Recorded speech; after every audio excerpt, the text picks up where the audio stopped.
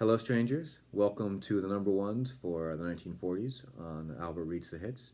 I am Albert Strange, and the 13th number one song of all time is Glenn Miller's Elmer's Tune. This is his second consecutive number one song. He had Chattanooga Choo Choo preceding this, and after this as well. It was number one for 3 weeks before this song, and then number one again for 6 weeks after this song. Elmer's Tune was number one for just 1 week, from December 20th, 1941 to December 27th, 1941, to break up Chattanooga Choo Choo's run.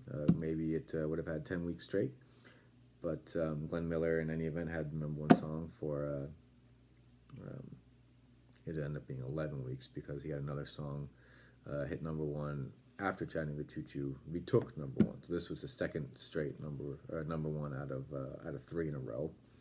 Elmer's Tune was written by Elmer Albrecht, Dick Jurgens, and the lyrics were written by Sammy Gallup.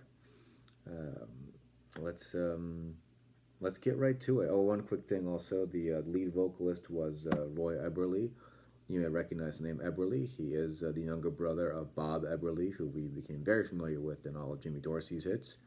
Um, the background vocals were sung by the Mononaires on this song, which is another vocal group that did a lot of singing with Glenn Miller. So here we have Elmer's Tune. Not very long song. Why are the stars always winking and blinking above? What makes a fellow start thinking of falling in love?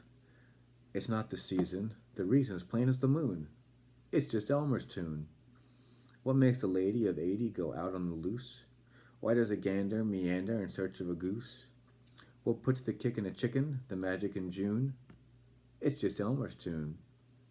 Listen, listen, there's a lot you're liable to be missing. Sing it, swing it, any old way and any old time. The hurdy-gurdies, the birdies, the cop on the beat, the candy maker, the baker, the man on the street, the city charmer, the farmer, the man in the moon, all sing Elmer's Tune. The hurdy-gurdies, the birdies, the cop on the beat, the baker, the man on the street, the city charmer, the farmer, the man in the moon, all sing Elmer's Tune. It's a nice, upbeat song. It's quick. The song itself, as I said, for almost every song so far, it's about 3 minutes long, a little longer than 3 minutes. There's over a minute of instrumental before the singing starts. So really the song could have been 2 minutes long.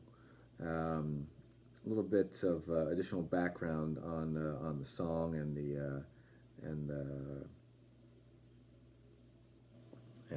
interpretation from in my opinion. It's just talking about that desire to be with someone. What makes a fellow start thinking of falling in love? Why does a gander meander in search of a goose? It's just Elmer's Tune. There's no reason why we pursue someone, why we want to be with someone. It's just what we want to do. We don't want to be alone. You want to have a partner. So that's how I read this song. It's really people just do it because that's what they do. There's no deep philosophical reason for it. It's just Elmer's Tune. So a little background about the song itself.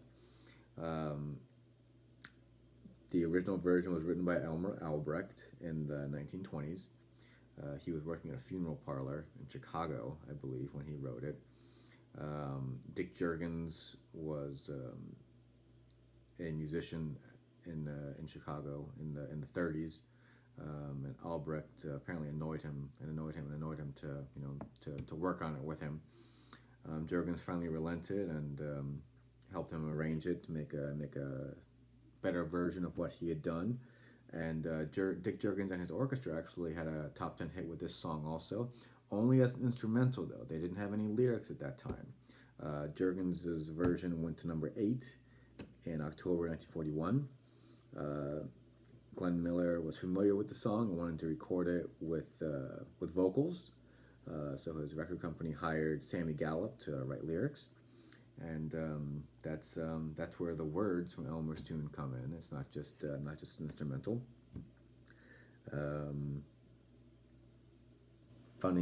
funny thing about the actual name of the song, Elmer's Tune.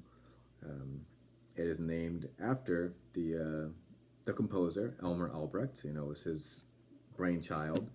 Um, it was just kind of a joke with Dick Jurgens. They were going to play it on the radio, and the DJ was like, what's the name? What's the name?" They hadn't had a name for it yet, so Jurgens just said, "Let's just call it Elmer's Tune."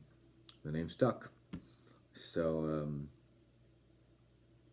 so don't think that it's named after the line in the song. It's just Elmer's Tune. It was already called that before the lyrics were written. So, but yeah, I mean, I would definitely recommend it. It's a fun little song. Um, I feel like I don't know, maybe it could be a hit today. It's very upbeat. It's very up tempo. Um, be interesting to see what some of today's artists could do with it. But give it a listen. You know, these songs, like I always say, they're very short. They're easy. They're quick. They're shorter than this video. So, and you can find them on YouTube. I always do. So again, this is Elmer's Tune by Glenn Miller, number one for 1 week in 1941. So that's what I have for you tonight, strangers. Thanks for giving me the time.